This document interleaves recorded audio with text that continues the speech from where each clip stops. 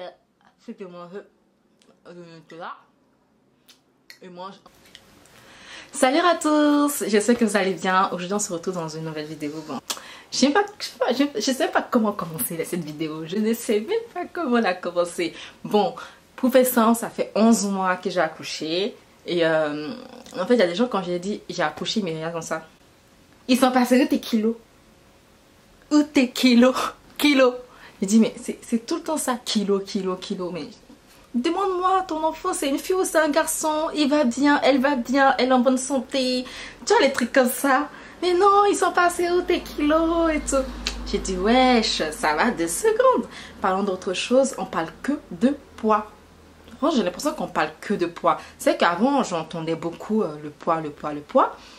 Mais depuis j'ai été enceinte, depuis j'ai accouché, je n'entends que ça. Et là je me suis dit mais en fait les gens ils peuvent aller jusqu'à où pour faire du 36, du 34 obligatoirement. Tout le monde veut faire du 34, tout le monde veut faire du 36. J'ai dit mais les tailles là ils existent pourquoi? Donc voilà, donc c'est un monde un peu bizarre, c'est qu'en fait on veut tous nous mettre dans un moule. Tout le monde a fait cette taille-là, cette morphologie-là obligatoirement, ce qui n'est pas possible en fait. Il faut qu'une femme, elle doit avoir des fesses, des seins, avoir une taille fine comme mon doigt, ce qui n'est pas possible. Mais comment tu peux avoir une taille comme ça avec tout ce que vous demandez? C'est impossible.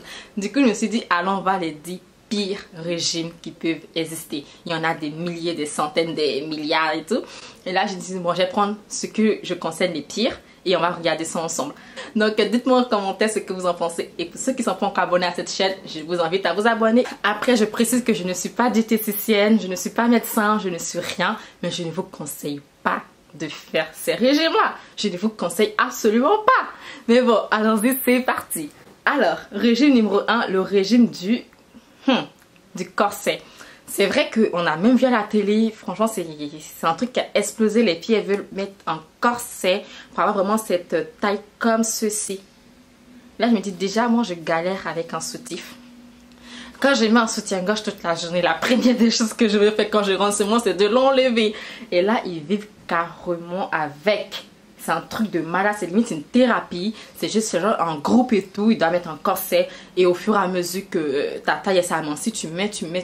J'essaierai de vous mettre des images un peu des régimes, les résultats que ça donne sur certaines personnes pour voir. Mais franchement, le régime du corset, ouais, pourquoi te faire du mal?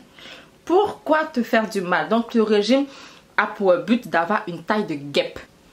Alors, régime numéro 2. Le régime numéro 2, c'est le régime du ver solitaire. Dès quand j'ai vu ça, j'ai dit, pardon, quoi? Le ver solitaire. Alors, le principe de ce régime est donc, il suffit d'avaler. Oui, j'ai dit avaler.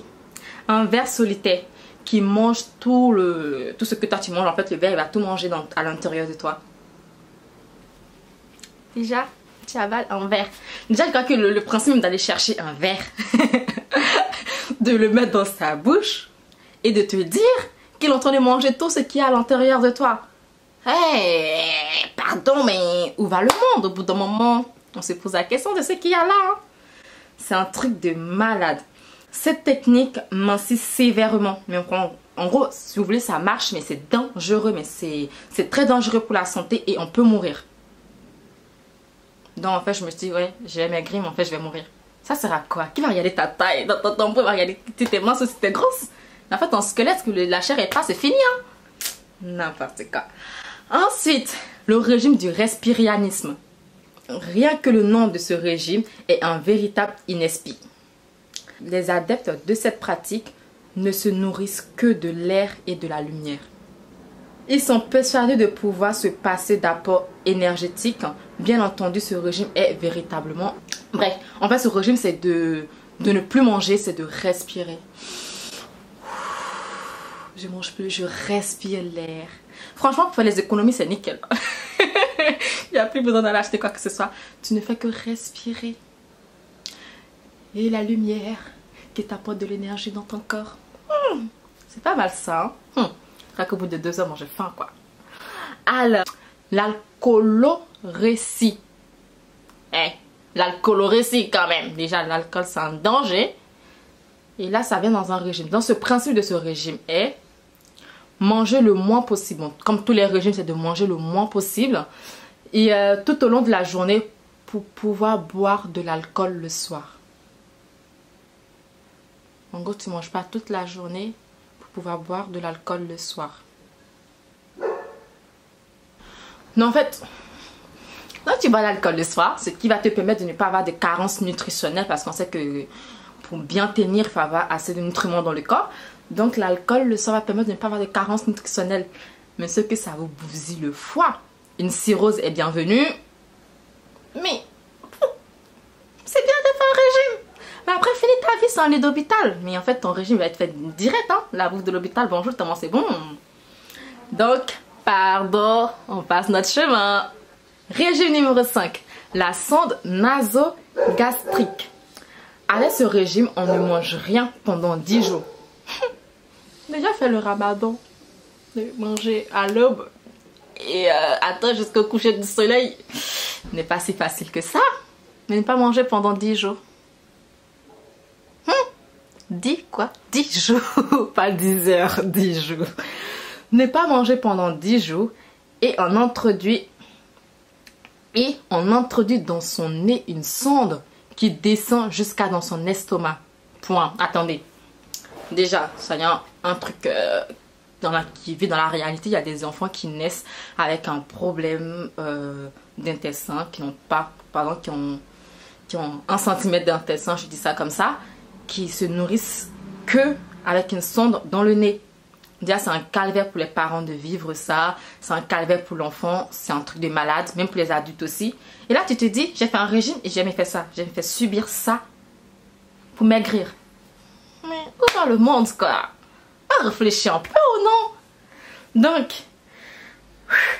Donc cette sonde, elle va juste dans ton estomac pour te donner, en fait, de la nourriture liquide. Parce qu'il n'y a pas de solide, ne peut pas passer. Non, ce serait du liquide. Et voilà. Franchement, pardon, mais ça va loin là. Le régime du coton. Il s'agit de manger du coton comme repas. Donc en fait, tu remplaces ton repas par du coton. Mais en fait, c'est pas du barbapapa. Hein? Non mais sérieux. Comment on peut manger du coton? Donc le coton, en fait, il va remplir ton estomac. Il va te couper l'envie de manger. Tu n'auras pas faim, il y aura quelque chose dans ton estomac. Et ça n'a pas de goût, bah, sans blague. Ensuite, le régime numéro 9. Le régime petit pot.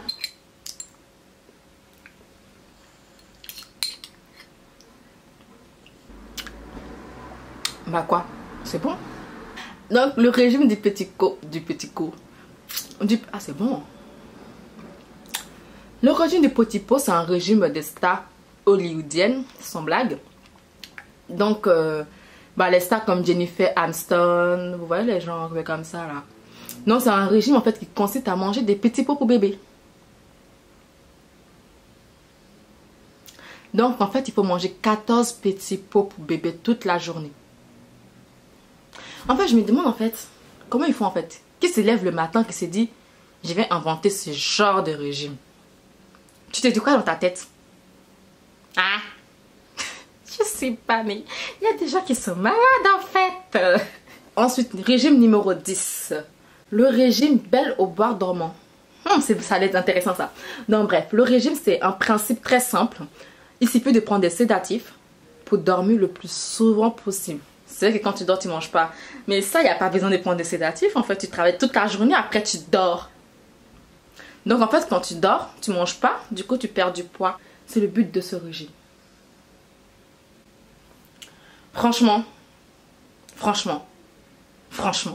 je pense que ça va loin. Il y a des régimes, franchement, c'est du n'importe quoi. Tout ça pour perdre du poids facilement. Tout ça pour rentrer dans un moule. Tout ça pour faire comme tout le monde, pour faire comme les stars. Franchement, ça va 2 secondes. Je crois que chaque femme, chaque personne devait s'accepter telle qu'elle est dans son corps. Du moins que tu te sens bien dans ton corps, que tu n'es pas en surpoids qui serait dangereux pour ta santé. Ça ne sert à rien de vouloir faire du 34. Hein. Stop, ça ne sert à rien. Il faut accepter sa morphologie telle qu'on est. On ne peut pas tous porter la même taille, pas tous faire la même taille. Au bout d'un moment, on est tous des clowns. hey, faut arrêter, au bout d'un moment on est tous squelettiques, on va tous se casser, il faut que quelqu'un ait un peu de force, un peu de la chair, du charme. Consultant un médecin, avant de se lancer dans n'importe quel régime, il y en a beaucoup qui traînent. Et les régimes, ils commencent à n'importe quel âge au jour d'aujourd'hui. Les jeunes, même au collège, ils se soucient maintenant de leur poids. Ils veulent forcément mettre telle taille de jean. Au bout d'un moment, je dis stop, c'est plus normal, ça va loin.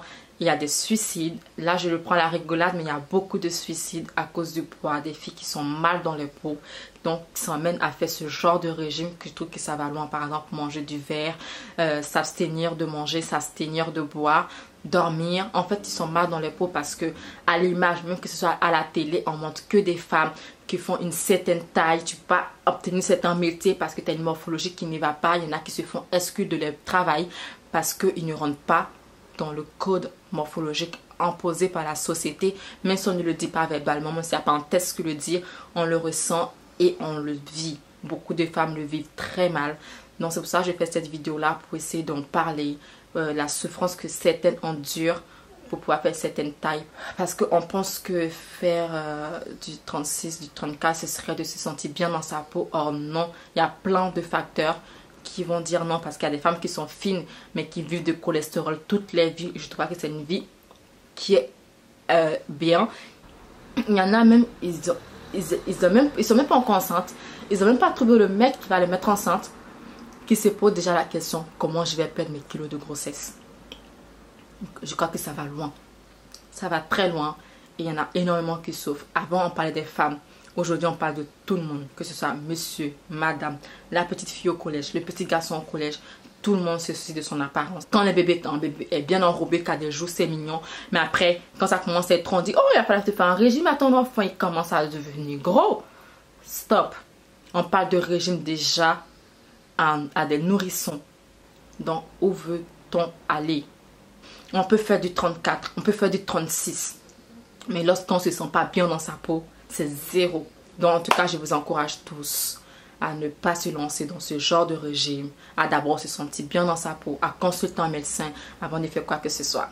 Et j'espère que cette vidéo vous aura plu. Abonnez-vous à la chaîne si ce n'est pas fait. Mettez-moi en commentaire ce que vous en pensez et je vous fais de gros bisous et à bientôt pour de nouvelles vidéos.